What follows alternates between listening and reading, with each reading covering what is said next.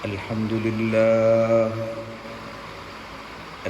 لله وكفى وسلام على عباده الذين اصطفى أما بعد فأعوذ بالله من الشيطان الرجيم بسم الله الرحمن الرحيم يا أيها الناس كلوا مما في الأرض حلالا طيبا ولا تتبعوا خطوات الشيطان إنه لكم عدو مبين إنما يأمركم بالسوء والفحشاء وأن تقولوا على الله ما لا تعلمون صدق الله مولانا العلي العظيم سبحانك لا علم لنا إلا ما علمتنا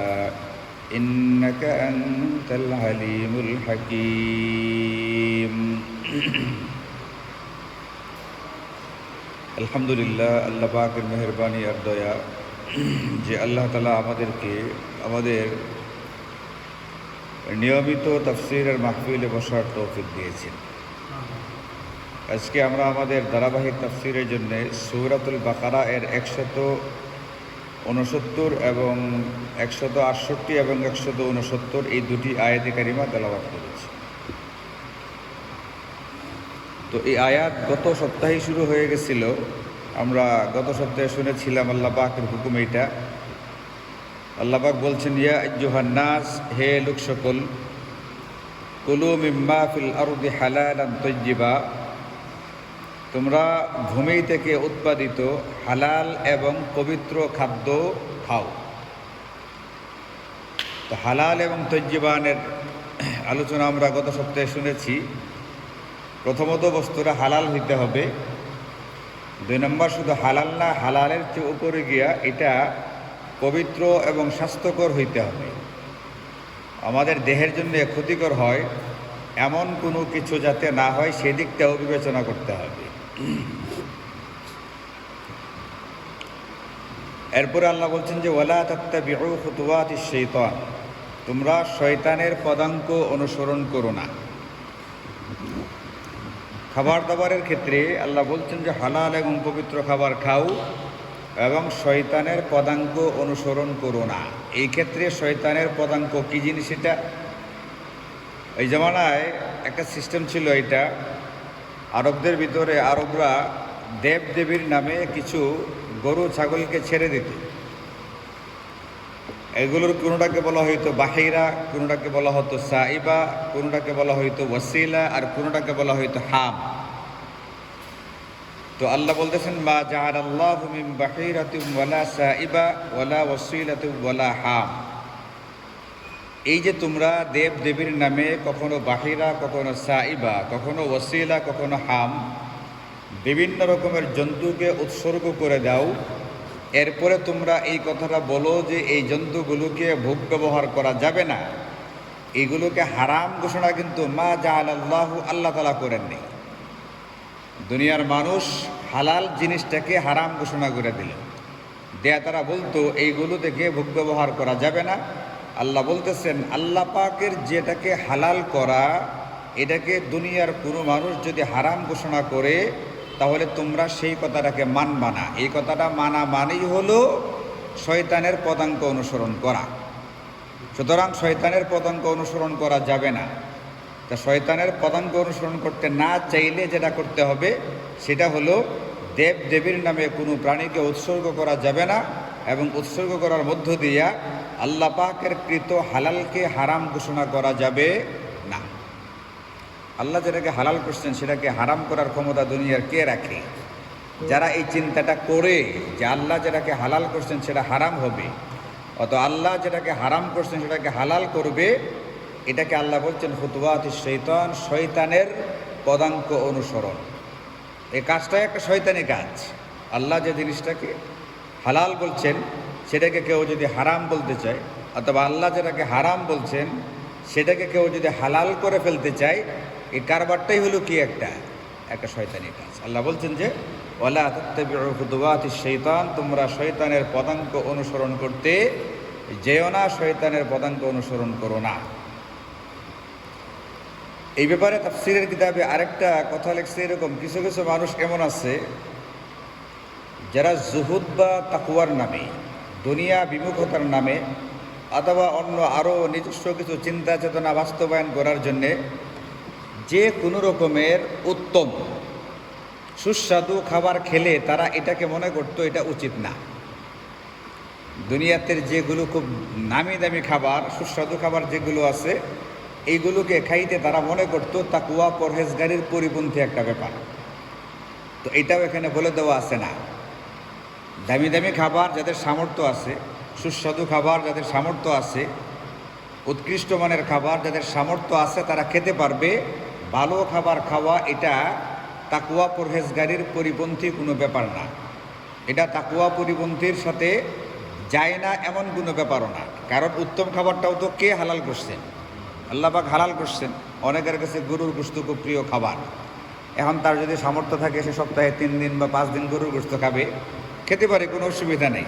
এই কথা বলা যাবে না যে যদি সপ্তাহে 5 দিন গরুর গোশত খায় এটা বোধহয় বুজুর্গের জন্য একটা বিরাট রকমের বাধা। না, এটা বাধা না। যে খাবারটা হালাল সেটা সে খেতে পারে। আজকাল মানুষ তো হারাম জিনিস, অপছন্দের জিনিসগুলোই তো ধুমধাম খাইতেছে। কয়েকদিন আগে দেখলাম একটা আইন হইছে বা হবে, আপনাদেরকে বলছিলাম মনে হয়, যে ধোঁয়াযুক্ত তামাক, এরকমভাবে ধোঁয়া মুক্ত তামাক, এই 2 প্রকার তামাকই জনসম্মুখে বা কোনো প্রতিষ্ঠানে এটা গ্রহণ করা যাবে না। ধোঁয়াযুক্ত তামাক যেটা, আচ্ছা কোন তামাকের ধোঁয়া বের হয়? এই যে বাদশা ভাই এগুলো খুব ভালো জানে। আর ধোঁয়াবিহীন তামাকটা কোনটা? হ্যাঁ, কেটা কইছে? জর্দা। ধোঁয়াবিহীন তামাক, এটাও একটা তামাক। এটার কি নাই? ধোঁয়া নাই, কিন্তু তামাক। এটা জনসম্মুখে খাওয়া যাবে না, কোনো প্রতিষ্ঠানে ভোগ ব্যবহার করা যাবে। আইনটা হইছে বা হবে এরকম কিছু একটা শুনছিলাম আর কি। এই জন্য অনেক সময় এমন আছে দেখি যে মসজিদের ভিতরেও জর্দা দিয়ে পান খাওয়া হইতেছে নামাজের পরে আর কি। এবং কাউরে কাউরে তো এমনও পাইছি যে এর সাথে কথা বলতে গেলে মুখ থেকে ভু ভু করে জর্দার গন্ধ বের হয়ে আসতেছে। তো যেখানে সাধারণ পেঁয়াজ রসুনের গন্ধ যদি মুখে থাকে, এটা নিয়ে মসজিদে আসতে মানা করা হয়েছে। পেঁয়াজের গন্ধের কারণে কারো তো মাথা ঘুরতে থাকে না, কিন্তু যে ব্যক্তি জর্দা খেয়ে অভ্যস্ত না, এই ব্যক্তি কিন্তু জর্দার গন্ধ পাইলে তার মাথাটা কি করতে শুরু করে? ঘুরতে শুরু করে। এবার আপনারা বলেন, পেঁয়াজ রসুন, কাঁচা পেঁয়াজ রসুনের গন্ধটা মুখে নিয়ে যদি মসজিদে আসা না যায়, তাহলে জর্দা খায়া বা জর্দা দিয়া পান মসজিদের ভিতরে বৈশা পরবর্তীতে খাওয়াটা কি যাবে? এটা যাবে না, এটা উচিত হবে না। তো আইনটা যারা করতে যেতেছে, আইনটা যদি করে ফেলে বা আইনটা যদি বাস্তবায়ন করতে পারে, তাহলে জিনিসটা একবারে কিনা খারাপ না, এটা হলে হতে পারে, এটা ভালো জিনিস, অসুবিধা নেই। তাহলে এখন এরা এটা খাবে কোথায়? এই ধোঁয়াবিহীন তামাকটা কোথায় খেতে হবে?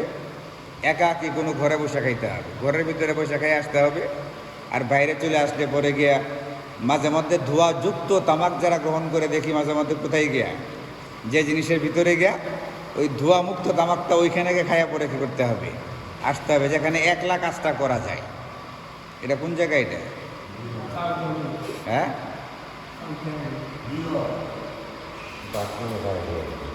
এই যে দেখছেন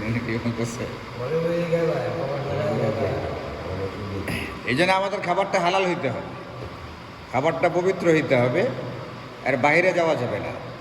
আবার বুজুর্গের নামে হালাল খাদ্যকে, তাকওয়া পরহেজগারের নামে হালাল খাদ্যকে বর্জন করা যাবে না। যে জিনিসগুলোকে আল্লাহ পাক হালাল করে দিয়েছেন সেগুলোকে ভোগ ব্যবহার করতে হবে, সেটা করা আমাদের জন্য অনুমোদিত। এরপরেও কেউ যদি এর বাহিরে যায়, তাহলে আল্লাহ বলতেছেন ইন্নাহু লাকুম আদুব্বুম মুবিন, নিশ্চয়ই শয়তান তোমাদের জন্যে সুস্পষ্ট দুশ্মন। শয়তান তোমাদের প্রকাশ্য দুশ্মন। তাহলে মূলত এই পৃথিবীতে আমাদের প্রধান শত্রু কে? শয়তান। শয়তান আমাদেরকে দিয়া যত রকমের অকাজ কুকাজ এগুলো করাইতে চায়। আমাদের মেইন এবং প্রধান দুশ্মন হচ্ছে এই পৃথিবীতে শয়তান। কাজে শয়তান যে কাজগুলো আমাদেরকে করতে বলে, মুমিন হিসাবে, মুসলমান হিসাবে আমার 1 নম্বর করণীয় কর্তব্য হচ্ছে ওই শয়তানি কার্যকলাপগুলোকে সম্পূর্ণরূপে বর্জন করে ফেলা। কারণ শয়তান যেগুলো বলবে, মনে রাখতে হবে সে যেহেতু আমার দুশমন, এই জন্য সে শুধুমাত্র ওই কাজগুলোই আমাকে করতে বলবে যেগুলো আমার জন্য মারাত্মক ক্ষতিকর। এই জন্য শয়তানি সমস্ত কর্মকাণ্ড, কুরআন এবং সুন্নাহ যেগুলোকে শয়তানি কাজ বলছে, এই ধরনের কার্যকলাপ থেকে আমাদেরকে সম্পূর্ণ বিরত থাকতে হবে। এটা হচ্ছে আসল কথা। কিন্তু আমরা শয়তানকে বন্ধু বানাইছি, আর যাদেরকে বন্ধু বানাইবার কথা তাদেরকে দুশমন বানায় রাখছি। আজকেও আমাদের গ্রাম থেকে ফোন দিছে আমার একজনে, ভাইয়ে বোনে গণ্ডগোল লাগছে, ভাইয়ে বোনে গণ্ডগোল। তাও কী নিয়ে জানেন? মানে কাঁঠাল গাছের কাঁঠাল নিয়ে, মানে কাঁঠাল গাছটা পড়ে গেছে 2 ভাই বোনের জায়গার একবারে ইয়ার মধ্যে, সীমানার ভিতরে। মানে গাছগুলো লাগাচ্ছিল জায়গা ভাগ করার আগে। এখন ভাগ করার সময় তাদের একটা ইয়া হয়েছে, কোন গাছটা কার ভাগে থাকবে এটার একটা ফাইসালা যখন জমি বন্টন হয়েছে তখনই হয়েছে। কিন্তু এরপরে এখন টাটকা কাঁঠালগুলো বিক্রি করা হইতেছে, কাঁঠালগুলো খাইতেছে। যার ভাগে বসছে সে তো এটা আনন্দে বুক ব্যবহার করতেছে, আর যার ভাগে বসছেন এটা তার জন্য একটু খারাপ লাগতে শুরু হয়েছে। এটাকে নিয়ে কেন্দ্র কইরা প্রচণ্ড গণ্ডগোল লেগে, বিশাল গণ্ডগোল। এখন এখানে একটু যাওয়া গিয়ে এটাকে সমাধান করে দিয়ে আসার চেষ্টা করা। তা আমি যে গণ্ডগোল শুনছি আর কি শুধু মোবাইলে, মনে হয়েছে এখানে গিয়ে এটা আমার কি করা সম্ভব না, সমাধান করা সম্ভবপর না। কারণ ভাইয়ে বোনে মিল থাকার কথা। কাঁঠাল গাছটা যে ভাইয়ের বা যে বোনের ভাগে পড়ছে, তার ভাগে পড়লেও তো সে অতিরিক্ত কাঁঠালগুলো অন্যজনকে উপহার দিতে পারে। এটা তো শরীয়ত বলছে আমাদেরকে, ভাই তার বোনের কাছে পাঠাবে, বোন তার ভাইয়ের কাছে পাঠাবে, মিলমিশ হয়ে চলবে। এটা শুধুমাত্র যে কাঁঠালের বেলা এটা না, যে কোনো কিছু ক্ষেত্রেই একে অপরকে হাদিয়া দেওয়া, তোহফা দেওয়া, উপহার পাঠানো, এটা ইসলাম আমাদেরকে শেখায়, ইসলাম আমাদেরকে বলে। এখন যাদের সঙ্গে আমার খাতিরে সম্পর্ক থাকার কথা, ভাই বোনদের সাথে আমার মিল মিশ থাকার কথা, তাদেরকে বানায় রাখছি সামান্য কাঁঠালের বিনিময়ে দুশমন, আর শয়তান হয়ে গেছে কি আমার বন্ধু। আল্লাহ বলছেন যে ইন্নাহু লাকুম আদুব্বুম মুবিন, আরে শয়তান তোমাদের প্রকাশ্য দুশমন। সুতরাং শয়তান যত রকমের কার্যকলাপের আদেশ তোমাদেরকে দেয়, এইগুলো থেকে নিজেদেরকে রক্ষা করার চেষ্টা। যেমন সামনের আয়াতে আল্লাহ বলতেছেন ইন্নামা ইয়া'মুরুকুম বিসসু, নিশ্চয়ই শয়তান তোমাদেরকে মন্দ বা অন্যায় কাজের আদেশ দেয়। মন্দ কাজ বলতে এখানে ছোট ছোট অন্যায় কাজগুলোর কথা বলা হয়েছে। এরপরে বল ফাহশা, শয়তান তোমাদেরকে অশ্লীল বা অশালীন কাজের আদেশ দেয়, মানে বড় বড় গুনাহের কাজ যেগুলো আছে এইগুলোর আদেশ দেয়। তাহলে শয়তান কখনো কখনো আমাদেরকে ছোট ছোট গুনাহের কাজগুলো করতে বলে, আর কখনো কখনো বড় বড় গুনাহের কাজগুলো করতে। এই ব্যাপারে ইমাম ইবনে কাসির তার তাফসীরের কিতাবে বলছেন, শয়তান তোমাদেরকে আদেশ করে এই কথার অর্থ হইল আমাদের অন্তরের ভিতরে শয়তান এক প্রকারের প্রভাব সৃষ্টি করে, এটাকে বলে শয়তানি তাসির বা শয়তানি প্রভাব। আর আমাদের অন্তরের ভিতরে আরেকটা তাসির হয়, এটাকে বলে ফেরেশতা কর্তৃক দেওয়া ইলহাম। ফেরেশতাদের পক্ষ থেকে এক প্রকারের ইলহাম বা প্রভাব অন্তরে আসে। যখন আমার অন্তরে কোনো নেকির কাজের প্রতি জজবা তৈরি হয়, কোনো নেকির কাজ করতে মনে চায়, নেকির কাজ ভাল লাগতে থাকে, এর মানে হচ্ছে ফেরেশতা আমার অন্তরের ভিতরে প্রভাব সৃষ্টি করতেছে। ওই নেকির কাজটাকে গনিমত হিসাবে গ্রহণ করা উচিত এবং সেটাকে করে ফেলা উচিত। নেকির কাজ একটা করতে মন চাইলো কিন্তু করলাম না, করবো করতে করতে আর করা হইল না, এটা একটা বিরাট লোকসানের কথা। আর যখন আমার অন্তরে কোনো গুনাহ বা কোনো মন্দ কাজ করার একটা চেতনা তৈরি হয়, একটা জজবা তৈরি হয়, বুঝতে হবে এই মুহূর্তে শয়তান আমার ভিতরে কী ঢালতেছে, অসওয়াসা ঢালতেছে। তা শয়তান আমাদেরকে কখনো ছোট ছোট মন্দ কাজ, কখনো কখনো বড় বড় মন্দ কাজ, সগীরা কবিরা উভয় প্রকার গুনাহের কাজগুলো করতে আদেশ এবং হুকুম করে থাকে।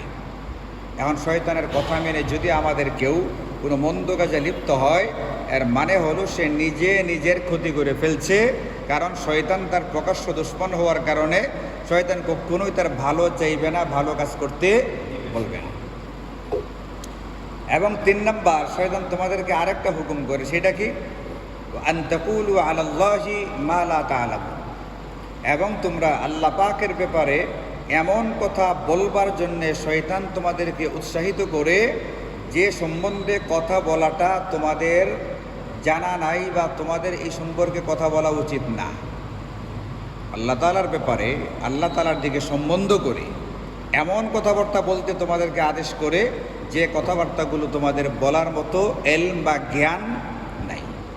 কারণ আল্লাহ সম্পর্কে শয়তান আমাদেরকে কী করতে বলে, যেমন একটু আগে একটা আয়াত আপনাদের সামনে পড়ছিলাম, আরবের মুশরিকরা করতো কি, দেবদেবীর নামে বাহিরা, সায়েবা, ওসিলা, হাম ইত্যাদি বিভিন্ন জীব জন্তু উৎসর্গ করত এবং তারা বলতো এইগুলোকে কেউ আঘাত করতে পারবে না, এইগুলোকে কেউ জবাই করতে পারবে না, এইগুলোর গোশতকে ভোগ ব্যবহার করতে। এই যে বিভিন্ন রকমের জন্তু দেব দেবীর নামে উৎসর্গ করার পরে তারা এটাকে যে হারাম ঘোষণা করলো, নিষিদ্ধ ঘোষণা করলো, বলেন এই নিষিদ্ধ ঘোষণা করাটা কি আল্লাহ পাকের পক্ষ থেকে না তাদের পক্ষ থেকে? কিন্তু তারা বলতো কি, ওয়ালাকিন্নাল্লাযীনা ইফতারুনা আলাল্লাহিল কাযিব, এরা মন গড়া বিধান তৈরি কইরা এটা আল্লাহ পাকের নামে চালায় দেওয়ার চেষ্টা করত। বলতো এটা মাবুদের নিষেধ, ইলাহ এর নিষেধ, যে এই জন্তুগুলো কী করা যাবে না, বুক ব্যবহার করা যাবে না, এইগুলো খাওয়া যাবে না। অথচ আল্লাহ তাআলা এই হুকুম কী করেন নাই, এই হুকুম দেন নাই। কোনো দেবদেবীর নামে কোনো কিছুকে উৎসর্গ করাটাকে শরীয়ত কখনোই কী করে না, অনুমোদন করে না, অনুমতি দেয় না। এরকমভাবে অন্য আয়াতের ভিতরে আল্লাহ বলছেন এটা কাদ খাসিরা, অবশ্যই ক্ষতিগ্রস্ত হয়ে গেছে সেই সমস্ত ব্যক্তিবর্গ যারা কতালু আউলাদাহুম সাফাহাম বিগাইরি ইলম, অজ্ঞতাবশত মূর্খতাবশত নিজেদের সন্তানদেরকে যারা হত্যা করে ফেলে। আপনারা শুনছেন ওই জামানায়, জাহিলি জামানায় কন্যা সন্তান হইলে এটা যে পরিবারে যে গোষ্ঠীতে কন্যা সন্তান হইতো এটা ওই পরিবার ওই গোষ্ঠীর জন্য অসম্মানের মনে করত। মেয়ে হইছে, ছি ছি ছি ছি ছি, এটাকে তারা লজ্জার মনে করত। আল্লাহ আয়াজুবিল্লাহ। আর কোরআন বলছে কন্যা সন্তান মানে হলো সুসংবাদ, কন্যা সন্তান মানে সুসংবাদ, কন্যা সন্তান মানে ঠিকঠাক মতো লালন পালন করলে, স্নেহ মমতা এদেরকে লালন পালন করা হলে একটা জান্নাত, দুইটা হলে দুইটা জান্নাত, তিনটা হলে তিনটা জান্নাত। তাদেরকে মনে করতো অপয়া, জাহেলরা মনে করতো এটা ক্ষতিকর, এই জন্যে তারা তাদের কন্যা সন্তানদেরকে শুধু হত্যাই করতো না, জীবন্ত দাফন করে ফেলত। আল্লাহ বলছেন এরা মারাত্মক ক্ষতিগ্রস্ত, এবং তারাও ক্ষতিগ্রস্ত যারা হাররামু মা রাযাকাহুমুল্লাহ, আল্লাহ যে রিজিক তাদেরকে দিয়েছেন এইগুলোকে তারা হাররামু মানে হারাম ঘোষণা করত। আবার হারাম ঘোষণা কইরা ইফতিরাআন আলাল্লাহ বলতো কার কথা, আল্লাহর কথা। হারাম ঘোষণা করছে কারা, নিজেরা। চালাই দিত কার নামে, আল্লাহ পাকের নামে। এই জন্য আল্লাহ আমাদের এই আয়াতের ভিতরে বলতেছেন শয়তান কিন্তু তোমাদেরকে এমন কথা বলবার জন্য হুকুম করবে যে সম্পর্কে তোমাদের জানাশোনা নাই। কারণ যে জিনিসটা কোরআন সুন্নাহ হারাম ঘোষণা করে নাই ওই জিনিসটা আমরা কি করতে পারি না, হারাম ঘোষণা করতে পারি না। আমরা আমাদের অজ্ঞতাবশত যা ইচ্ছা তাকে হারাম ঘোষণা করার সুযোগ আমাদেরকে দেওয়া হয়নি। যারা এমনটা করবে আল্লাহ বলছেন কাদ দল্লু, এরা নিজেরা পথভ্রষ্ট হয়েছে, অমা কানু মুহতাদিন, এবং তারা হেদায়েতের উপরে নেই। এই জন্য শয়তান আমাদেরকে যা যখন করতে বলবে, শয়তান করতে বললেই আমাদের সেটা করা যাবে না। বিভিন্নভাবে আমাদেরকে এটাকে নিষেধ করা হয়েছে, নিষিদ্ধ করা হয়েছে। শয়তানের কথা মতো চলবার কোনো রকম সুযোগ আমাদের জন্যে নেই। এরকমভাবে বিভিন্ন আয়াতের ভিতরে আছে যে শয়তান তোমাদেরকে আল্লাহ সম্পর্কে কি কি বলবার জন্য হুকুম করতে পারে। যেমন এর ভিতরে একটা আছে হলো কি আপনার, এরা বলবে ক্বালু ইত্তাখাযাল্লাহু ওয়ালাদান, আল্লাহ তাআলা সন্তান গ্রহণ করেছেন। সুবহানাল্লাহ, আল্লাহ বলছেন যে আল্লাহ সন্তান গ্রহণ করা থেকে পবিত্র। আল্লাহ তাআলা কখনোই কি করতে পারেন না, সন্তান গ্রহণ করতে পারেন না। ক্বালু ইত্তাখাযাল্লাহু ওয়ালাদান সুবহানাহু, বরং বাল্লাহু মা ফিস সামাওয়াতি ওয়াল আরদ, আসমান আর জমিনে যত মাখলুক আছে সবগুলো আল্লাহর মালিকানাধীন। আল্লাহর কোনো সন্তান নেই। সূরা ইখলাসের ভিতরে আছে লাম ইয়ালিদ ওয়া লাম ইউলাদ, আল্লাহ কোনো সন্তানকে জন্ম দেন নাই, আল্লাহ পাক কারো কাছ থেকে কি নেন নাই, জন্ম নেনও নাই। ওয়া লাম ইয়াকুল লাহু কুফুয়ান আহাদ, এবং আল্লাহ পাকের কোনো সমকক্ষও নেই। আল্লাহুস সামাদ, আল্লাহ কারো দিকে মুহতাজ বা মুকাবিক্কি না, আল্লাহ কারো দিকে ঠেকানা। এখন কেউ যদি বলে যে আল্লাহ পাকের সন্তান আছে, নাউজুবিল্লাহ আল্লাহ পাকের স্ত্রী আছে, তাহলে তো আল্লাহ তাআলা সন্তান এবং স্ত্রীর প্রতি কি হয়ে গেলেন? মুখাপেক্ষী হয়ে গেলেন। অথচ আল্লাহ বলতেছেন আল্লাহুস সামাদ, আল্লাহ স্ত্রী সন্তান সন্ততির প্রতি মুখাপেক্ষী নয়, বরং গোটা পৃথিবীর সমস্ত মাখলুক আল্লাহ পাকের মুখাপেক্ষী। আল্লাহ কারো দিকে মহতাজ না, কিন্তু গোটা পৃথিবী কার দিকে মহতাজ? আল্লাহ পাকের দিকে মহতাজ। এই ধরনের বিভিন্ন উদ্ভট কথাবার্তা আল্লাহ পাকের নামে বেঈমান কাফেররা, জাহেলরা বিভিন্ন সময় চালিয়ে দেওয়ার চেষ্টা করছে, এখনও চলছে, সামনেও চালাবে। আমাদের করণীয় কর্তব্য হচ্ছে আল্লাহ সম্পর্কে এমন কোনো আকীদা, এমন কোনো বিশ্বাস অন্তরে লালন করা যাবে না যারা কোরআন সুন্নাহর পরিপন্থী। এই জন্য আল্লাহ পাক আমাদেরকে সতর্ক করছেন, শুনো, শয়তান তোমাদের প্রকাশ্য দুশমন, শয়তান তোমাদেরকে ছোট গুনাহ, বড় গুনাহ, বিভিন্ন রকমের গুনাহের জন্য উৎসাহিত, উদ্বুদ্ধ করবে। আসলে আপনি মনে করেন যে খেলা হইতেছে, কেউ মনে করতে পারে খেলাই তো, এটা তো অশ্লীল কোনো সিনেমা না, কোনো নাটক না, বেপরদিকি না, এটা দেখলে অসুবিধাটা কি? আচ্ছা খেলাই তো একটু দেখে ফেলি, কিন্তু এই খেলার ভিতরে অজস্র গুনাহ আছে। প্রথমত যারা খেলোয়াড়, এদের যে প্যান্ট পরা থাকে এটা হাঁটুর নিচ পর্যন্ত না, হাঁটুর উপরে? হাঁটুর উপরে। একজন পুরুষের সত্র হচ্ছে নাভির উপর থেকে নিয়ে হাঁটুর নিচ পর্যন্ত। এতটুকু অংশ একজন পুরুষের দায়িত্ব হচ্ছে ঢেকে রাখা ফরজ, আর অন্য পুরুষদের দায়িত্ব হচ্ছে আরেকজন পুরুষের এই অংশটুকু কী করতে পারবে না? দেখতে পারবে না, এটা দেখা তার জন্য নিষেধ। এটা জীবিত হোক, মৃত হোক, পর পুরুষের এই অংশগুলো দেখা যাবে না। আর এক নম্বরই তো হচ্ছে এখানে ফরজ পর্দা কী হচ্ছে? লঙ্ঘন হচ্ছে। এরপরে গ্যালারিতে এখানে কি মেয়েরা আসে না? আসে না। একবারে বুরকা টুরকা পরে, হাত মোজা পা মোজা পরে খেলা দেখতে আসছে, অশালীন পোশাক আশাক পরে তারপরে আসতেছে। তো এটাকে অনেকে হালকা মনে করে। তো আল্লাহ বলছেন যে তুমি যেটাকে হালকা মনে করতেছো, বাস্তবে সেটা কি না? হালকা না। এই জন্য তোমার কাছে হালকা মনে হোক, আর তুমি যেটাকে বড় মনে করো সেটা তো বড়ই আছে। বড় হোক ছোট হোক, কোনো গুনাহ যেন শয়তান তোমাদেরকে দিয়ে করাইতে না পারে। আল্লাহ পাক আগে আমাদেরকে কী করছেন? সাবধান এবং সতর্ক করে দিচ্ছেন। কিন্তু এর পরেও যদি কোনো মুসলমান, কোনো মুমিন, ছোট হোক বড় হোক, সগীরা বা কবিরা, কোনো গুনাহের ভিতরে লিপ্ত হয়ে যায় এবং আল্লাহ পাকের নামে এমন কোনো কথা বলে ফেলে যেটা মূলত আল্লাহ বলেন নাই, আল্লাহর দিকে এমন কোনো কথা সম্বন্ধ করে যেটা মূলত আল্লাহ পাকের পক্ষ থেকে আসে নাই, তাহলে এই কথাগুলো বলাটা, এই ধরনের কাজে লিপ্ত হওয়াটা ওই ব্যক্তির দুর্ভাগ্যের ব্যাপার হবে। এই জন্য আমাদেরকে খুব সাবধানতার সাথে, সতর্কতার সাথে, যে কাজগুলো কোরআন সুন্নাহ বিরোধী, এইগুলোই শয়তানি।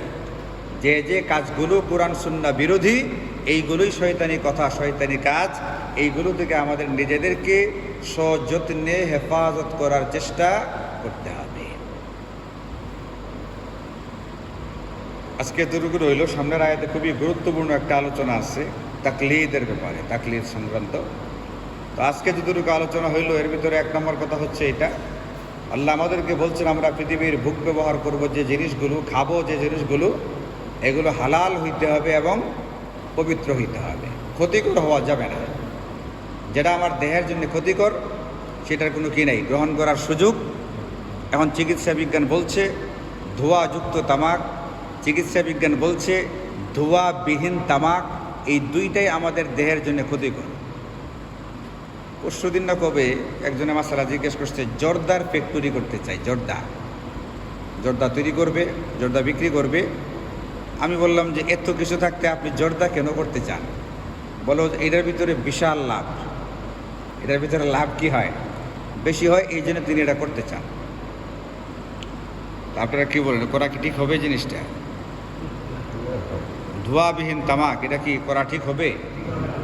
আমি কিন্তু ফতোয়া দিচ্ছি না, ফতোয়া কিন্তু আপনারা দিচ্ছেন। আমি খালি জিজ্ঞেস করছি, আপনারা বলছেন যে ঠিক হবে না।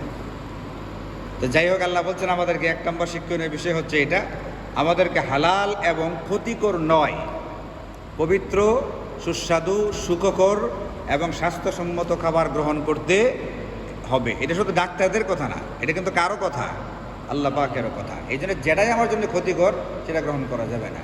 একটু পরে পরে চা চিনি দেয়া, একটু পরে পরে সাদা চিনি দেয়া, প্রচুর পরিমাণে চিনি দেয়া, এরা সমস্ত স্বাস্থ্যবিজ্ঞানীরা বলতেছে এটা ক্ষতিকর। বর্তমানের যে সাদা চিনিটা, এটা আমাদের দেহের জন্য কি শুধুমাত্র ডায়াবেটিসের রোগের জন্য না, যারা ডায়াবেটিসের রোগী না তাদের জন্যও কিন্তু এটা কি, এটা ক্ষতিকর। সুতরাং একটু বড় বড় সাদা চিনিতে চা খাওয়া যাবে না। চা খেতে হলে চিনি ছাড়া লাল চা, লং দিয়া, হালকা আদা দিয়া খেতে পারেন। এটা স্বাস্থ্যের জন্য কি আছে, উপকারী আছে। এই একটু বড় বড় চা খাওয়ার চিন্তা করা যাবে না। প্রসেসড যত খাবার আছে, প্রক্রিয়াজাত যত খাবার আছে, এইগুলোর মধ্যে আমরা খালি মনে করি যে গোস্ত প্রক্রিয়াজাত করা হয়েছে এইটাই না, এটা না। বার্গার টার্গার খালি এগুলো না, এমনকি বেকারি যে বিস্কুটগুলো আছে, পাউরুটি আছে, পাউরুটি বলতে কয়েকদিন আগে পেপারে আসছে যে পাউরুটির ভিতরে ক্যান্সারের উপাদান পাওয়া গেছে। আমাদের দেশে যে এটা কয়েকদিন আগে পেপারে আসছে, আপনারা দেখছেন কিনা খবরটা কেউ? এমন উপাদান পাওয়া গেছে যেটা মানব দেহে ক্যান্সার তৈরি করে। এই যে আমাদের দেশে এত ক্যান্সার রোগী, হাসপাতালে এত রোগী, ডাক্তাররা দম ফালাইতে পারে না, কথা বলার মতো সুযোগ নেই। যে আমাদের ডাক্তার আছেন, ডাক্তার আমিনুল হক চৌধুরী, দিন গেলাম হাসপাতালে, মানে কথা বলবার মতো সময় নেই। চতুর্দিক থেকে রুগীরা কী করে রাখছে, এত রুগী, এগুলো কোত্থেকে হইতেছে। এত ডায়াবেটিস হাসপাতালে যান সকালবেলায় 7টার দিকে গিয়ে দেখেন যে রুগীর সিরিয়াল লেগে গেছে, রক্ত পরীক্ষা করবে ডায়াবেটিস। এগুলো কোত্থেকে হইতেছে, ভেজাল খাদ্য থেকে। আমাদের দেশের এই যে অসুখ বিসুখের প্রধান একটা কারণ হচ্ছে ভেজাল খাদ্য। এই জন্য ক্ষতিকর বস্তুগুলোকে সচেতনভাবে, ইচ্ছাকৃতভাবে বর্জন করতে হবে। সুতরাং সাদা চিনি খাওয়া যাবে না। প্রসেসড ফুড, প্রক্রিয়াজাত খাবার যথাসম্ভব কম খাওয়া যায়। একটা হলো যে আপনি এমন কোথাও গেছেন, প্রচণ্ড ক্ষুধা লাগছে, খাবার কিছু নাই, দোকান থেকে এটা কিছু কিনে খাইলেন, এর সাময়িক কখনো কখনো, কিন্তু নিয়মতান্ত্রিকভাবে নিয়মিত বানায় ফেলছে। চিনি দিয়ে একবারে লেপটাই দিছে টোস্ট। এই টোস্ট এক তো চার ভিতরে চিনি আছে, এই টোস্টের ভিতরে আবার কি দেওয়া হয়েছে, চিনি দেওয়া হয়েছে। আবার অনেক মিষ্টি বিস্কুট আছে, এগুলোর ভিতরে প্রচুর চিনি দেওয়া আছে। অনেক বিস্কুট আছে নোনতা বিস্কুট বলে, এটার ভিতরে প্রচুর পরিমাণে লবণ দেওয়া আছে। অতিরিক্ত লবণ, অতিরিক্ত চিনি সবগুলোই আমাদের জন্য ক্ষতিকর। এমনকি নুডলস যেগুলো আছে, এটাও কিন্তু প্রসেসড খাবার। এগুলো যথাসম্ভব কম খাওয়ার চেষ্টা করা, এটা আল্লাহ পাকের হুকুম, যেগুলো আমাদের দেহের জন্য ক্ষতিকর। এগুলো থেকে নিজেদেরকে বাঁচাইতে হবে। এই জন্য যারা আপনারা চা খান, চিনি ছাড়া চা খাওয়ার চেষ্টা করেন। যাদের বিড়ি সিগারেট খাওয়ার অভ্যাস আছে, আস্তে আস্তে ছেড়ে দেওয়ার চেষ্টা করেন।